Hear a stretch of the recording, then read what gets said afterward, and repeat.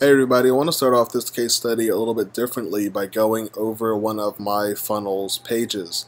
Now this is one of our products that we've been able to sell well over 10,000 units in over the past couple of months, and I'll show you the ad campaign in a second. But I wanted to start off with our landing page because it's really important how we did a few things and how we got this high conversion rate, and then how we turned those customers into sales on the back end. So let me go ahead and open up this page in a new window and pause the video that's going to play. Alright, so you've seen my site and you've seen this page actually in the videos going over consistency through the site. So let's go ahead and take a look at what is happening on the page itself. Alright, so we have our page set up here with very similar formatting to my site, a simple image of the product, and then we have kind of the ultimate action shot going on here with this product. And I don't know if you can hear the music in the background, but it is music that is pretty closely associated with the Harry Potter movie series, right?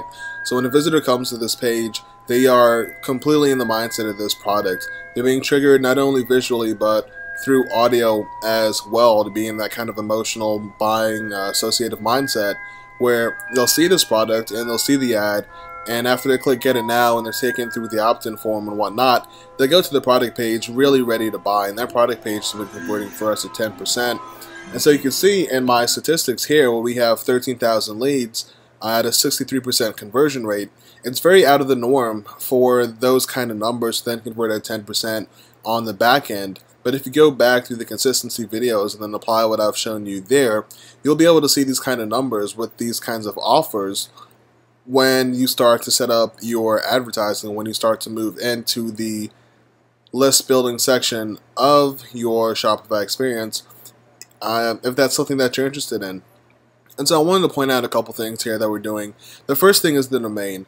I definitely advise that you go and take this extra step and brand the domain to whatever you guys are doing, be it your store, be it client store or anything like that. Definitely get that domain branded because it's only going to build trust in the mind of your users moving forward, and it's only going to serve to increase your bottom line, not only in conversions but in trust, and trust when the user's coming to the landing page and then when they're redirected to the product page on your main domain. So let's go ahead and take a look at the ad itself, and we'll see how I did my targeting and then how I scaled this campaign over the course of a few months' time. Alright, so we're in the ads account looking at this campaign. This is a campaign I started back in April, and then I've ran it on and off since then. And this campaign has performed phenomenally for me over the course of a couple months. So whenever I decide to run it, it makes me money consistently. And so this is kind of a campaign that I can leave running forever and not really be too bothered with the ROI because I know it's going to stay consistent. So I lost interest in this particular campaign for a couple of reasons. We're moving on to a lot of different things, not only license-wise but course-wise. And so anything that you see in this video, feel free to replicate on your end if you're selling a similar product or something of that nature, and you're going to see good results, the bottom line. Alright, so let's get right into it. We started off this campaign in April 18th, and now the first 2,000 to 3,000 conversions we optimized strictly off of this sale. And so our cost per acquisition started to creep up from around 15 cents to 20, 30, and then 40 cents per sale, which again, it's not bad, especially if you're doing volume, and especially if you have a very, very large audience to target.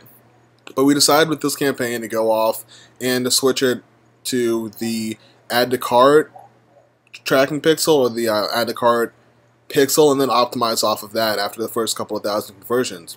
And it was phenomenal for our reach, it was phenomenal for our engagement. We had a lot of good traffic come from switching over to the add to cart, and again, that's because Facebook is now not optimizing your ads so strictly. And so we really wanted to get our traffic out there and to start building some qualified list with this offer. And like you saw, we had 13,000 people on our email list, and not only that, we had about 10,000 sales, or $10,000 come from sales in this offer in the second half of May alone, and so our ROI was through the roof. Alright, so let's go ahead and take a look at some of the things that we did with this offer. Let's go ahead and just check out the basic ad set, 18 to 27 on mobile, and let's see what we had going on. Alright, so like I said, we started tracking add to carts as well as sales. You see our estimated reach monthly is about 1 million people, which isn't bad.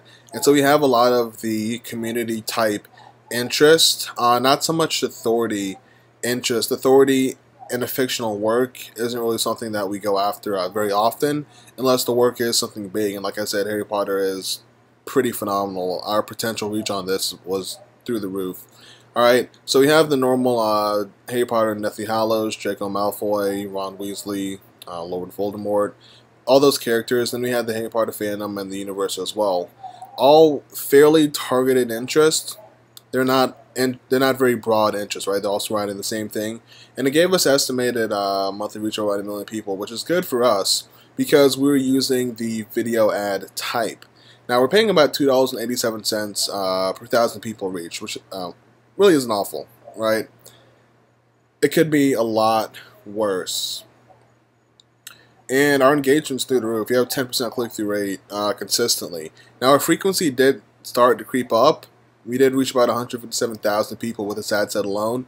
And so frequency is not something that I'm worried about as long as my ROI stays consistent. Relevant score is really never an issue for us because we like to target a lot of very, very quote-unquote targeted things. So let's take a preview of the ad. I want to break down the ad just a bit. So let me go ahead and pause this. Let me go ahead and mute this, let this play in the background. So that's the ad itself. Like you can see, it's really a basic ad. I'm not sure if this bottom bar is going to go away. But if you can't see it, if you can't make it out, it says click to get yours free, right? So this is before the free plus shipping was all mainstream and whatnot, where we were running these kinds of offers to a great effect. And now we did a couple things in the newsfeed that led to us getting a really good conversion rate on our ClickFunnels and then on our store itself. We'd say, Harry Potter fans, get your free pendant here. Now I like to show this a lot. The first comment was phenomenal for us. I've purchased stuff from the site before, arrived really quickly too. Phenomenal social proof, and that goes back to us really trying to interact with the customer as much as humanly possible and let them know that we're here to support them through the purchase. Things like this happen where they'll come back and they'll see you, and even though they might not have purchased this offer, they still have something good to say about you, which really does work to your benefit in the long run. Especially if you're going to advertise on Facebook consistently across kind of the same demographics, you want to have that good feel about your brand. You definitely don't want to be known as a brand that lets customers go waiting or lets an offer go waiting or anything of that nature, right? So that's what really did it for us here as far as the social proof goes. Having that first comment is really just the best thing that could have happened for us on this video because it just gives us that validity where a lot of people might be skeptical when these offers weren't that popular. Hey, get this free.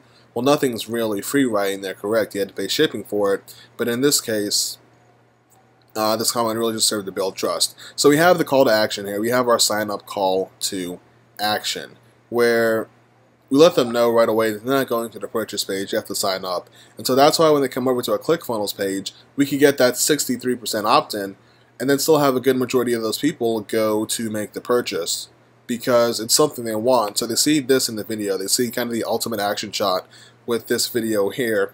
They're presented with our ClickFunnels page, which displays not only an image of the product, but the same video they've seen, and they already know that they're going to have to sign up because we made that our call to action. Hey, you have to sign up to get this. And so when this opt-in screen appears, I doubt that it is a surprise to the users when we ask them to opt in. And it worked out for us, like I said, 63%, 13,000 leads, really did work to our favor. Now we had a few different things we did with the targeting on this ad set aside from 18 to 27 mobile. We took this international as well. And you can see I have some other split tests here too. But we took the offer international where we found out that this niche is not just US centered. This niche has a very, very, very large fan base over many continents. It's pretty much a worldwide phenom at this point. And so let's take a look at some of our international targeting.